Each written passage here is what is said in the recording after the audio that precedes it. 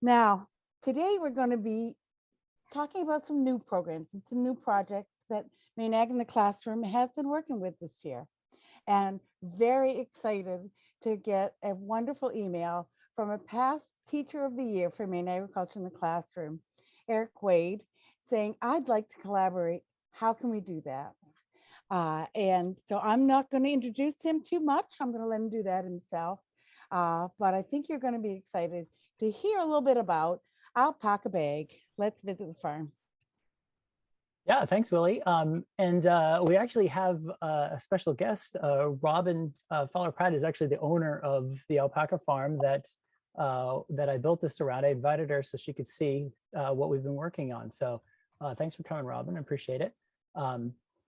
So my name is Erik Wade. I've been a teacher for 20 years, math and science in middle school.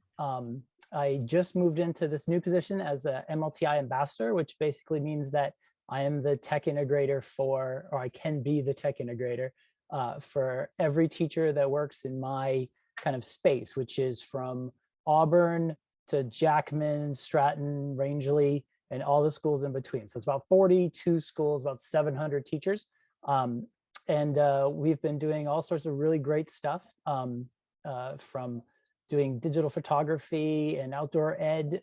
And actually I'm working with the teachers in Stratton to develop a kind of an integration of the students' ski and skate program at Sugarloaf.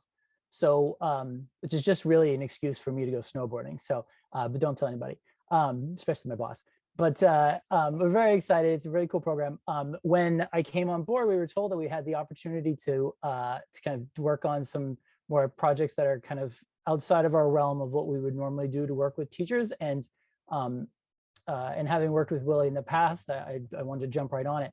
We got talking about a project that her son had been working on, where he'd been recording video of farms and kind of doing a virtual tour that way. And I said, well, I'm going to one-up him, and developed. The original plan was more of like a Bitmoji type tour of a farm. And as I worked more and more with it and kind of branched out a little bit, I discovered that it really wasn't that hard with an iPhone 12 to make more of a virtual reality type tour of a farm.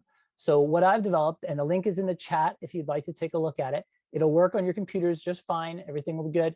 But if you have a pair of Oculus VR goggles, either the Quest or the Quest 2 or the, what's the other one, the Air or something like that, this will be a virtual reality experience.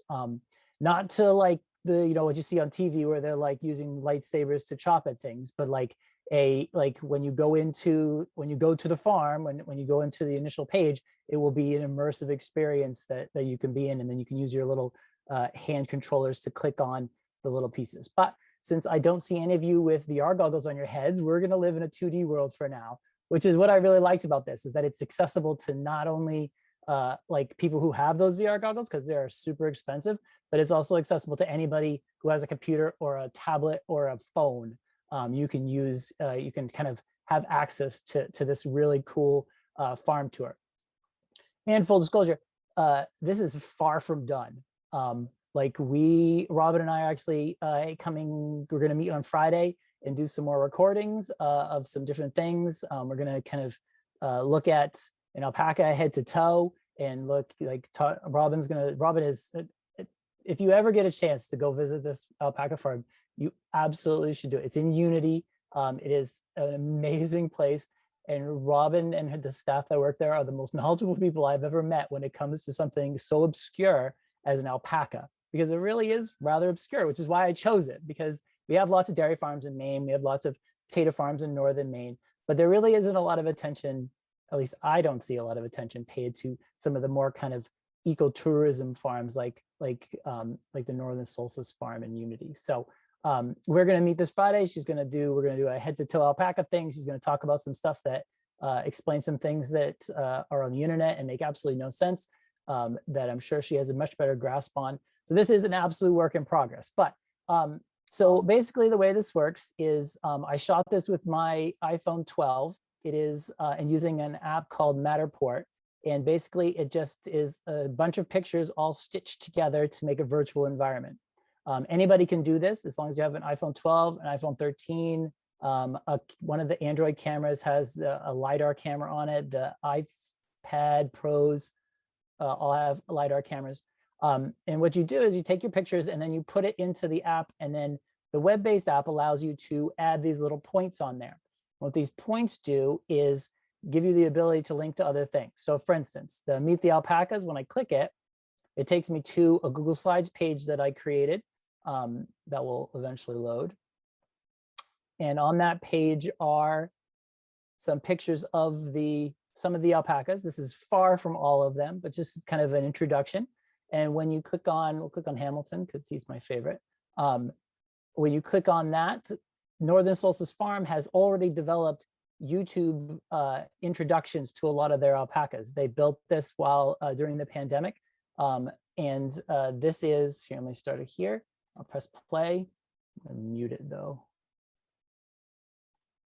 And these are the videos that they created. So I'm linking to their creation, to the stuff that they've already created. So it's already done, which is great. And then let me skip forward a little bit. There we are. And then there's video of the alpacas, and then either Robin, I think you do most of these, right? Kind of describing a specific alpaca. So this one is about the alpaca named Hamilton. And they describe his lineage, where he came from, just everything about him. It's really quite fantastic. And they do a great job with their video editing as well, I have to say. So that's how that works. And again, here are some of them, but this is far from all of them. And then when you're done with this, then you would just click out of it and you're back to the original page.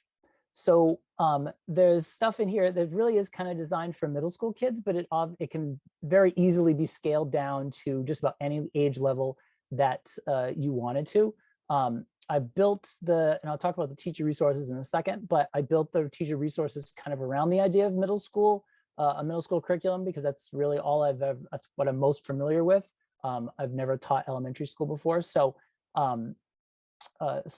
that's kind of the idea, but like I said, it can easily be scaled down. So you have the first one, like I said, would Meet the Alpacas. Then there's the actual website itself. So when you click on this link, sorry, there it is. There's a YouTube video, and it also goes to their website where you can, they talk about their open hours. You can shop online. There are different pieces of alpaca wear. They have all sorts of fantastic resources on here that are available for everybody, as well as the welcome to the farm YouTube experience that they have developed. Then there's coming soon, a Meet the Farmers. Robin and I are going to be recording the folks that work on the farm. There's 3, Robin, right? 3 folks plus yourself that work on the farm. So we'll kind of be posting that up here so that you can see more about the people that work there. There is a virtual tour of the farm, which is again posted on YouTube. Eventually, this part will also include a webcam. So Robin has a webcam in the barn. So what happens is the alpacas are outside. You can see some of them over here.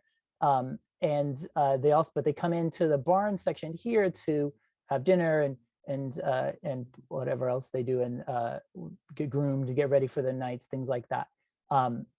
There's a webcam inside that is on 24/7. So the goal will be to have that be right here as well, but I'm running into some kind of technical issues that I'm trying to work my way through to be able to have that stream for anybody that wants to check it out.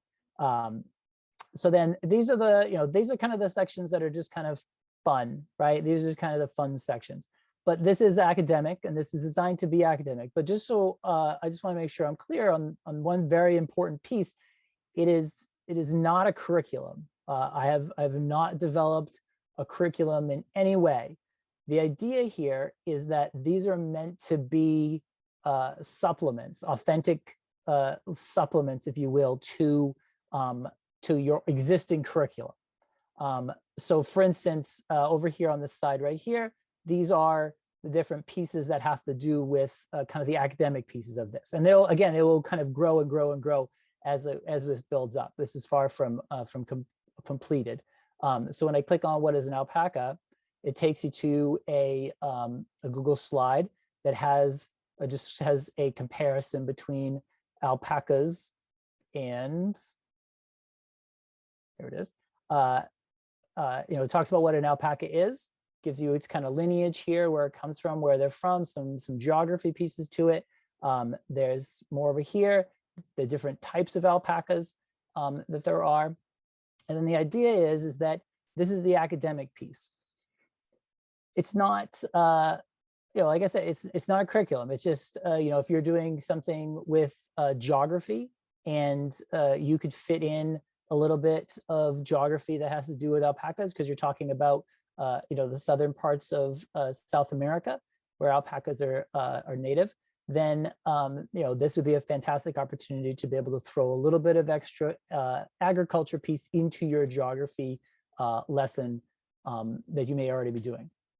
There's also the difference between an alpaca and a llama, which this gets in for the science folks. This is absolutely they're classified in the same family, but there are significant differences in species between the two. This is a fantastic way to look at the differences between these two different, genetically similar organisms, but are very, very different from one another. So this is, here's the page for that part. Let's see, there's the fiber piece. Here it is, which talks about the fiber and why kind of what makes it so unique. Again, very much just informational. It's all it's designed to be. It's just kind of interesting ideas about alpaca. As this develops, the goal will be to include more and more and more pieces of alpaca information, whether it be, like I said, Robin and I are going to be doing, like anatomy, the external anatomy of an alpaca head to toe, and looking at the different parts. Like, for instance, their eyeballs are super unique. They have a square iris, which is very different than other animals. How they protect themselves, how they're against predators, all those pieces. So as that kind of develops, this will grow and grow and grow and grow. Also, before I get to the teacher resources piece, over here there will eventually be a dot that will take you on a virtual tour of the co-op that has that takes the fiber from Northern Solstice Farms and sorry, I can't have power. There we go. That takes the fiber from the farm. It's and other alpaca farms in New England, and does what they do with it. Turns it into it takes it from the raw fiber and makes it into something that people could actually use to knit a sweater or to make a hat or yarn or any of those pieces. So that will be coming soon. In fact, I just heard back from the folks down, it's in Massachusetts today, and they said they would love to have me down, but they can't because, not yet anyway, because they're not allowing visitors because of COVID down there right now. So, but they were very happy to extend that invitation for later on once the COVID cases down in Massachusetts calm down a little bit. So that will be right here, which will kind of be another extension piece to add on to onto this program. And then the last little button over here is the teacher resources. And this is a clickable Google Doc. So when you click on, you can either use the kind of table of contents on the left, or you can use the links at the top. It really is up to you. Again, supplementary, not a curriculum. But I've kind of gone through and taken some time and thought of some ideas that I had that might fit well into the different subjects. So here's some ideas around ratio and proportions. Some of the information talks about the amount of body, how much an alpaca eats every day. So here are some ratio proportion questions around how much would an alpaca eat if it ate 2% of its body weight every day and weighs 180 pounds or whatever. Some basic. So that's the entire thing in a nutshell. It is a work in progress, as I said.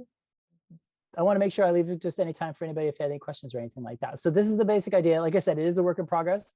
I will continue to add on this and add on this for probably ever.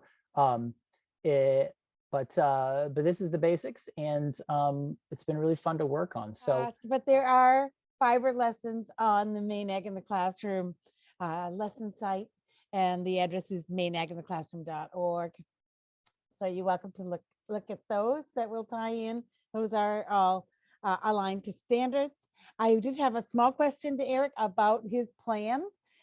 Is there a plan to link some standards in here before you're done, Mr. Wade? yes, there will be a page that has a link to middle school standards at the end of the resource section. This will be very much available once it's finished. Erik is done a lot of work on it in the small time that he's been working on. I'm really encouraged. We have not had in the past any information on alpacas, and I'm very excited to visit Robin's farm. I have driven by many times, and so it's great to get a foot in the door, even though it's virtually. Thank you very much.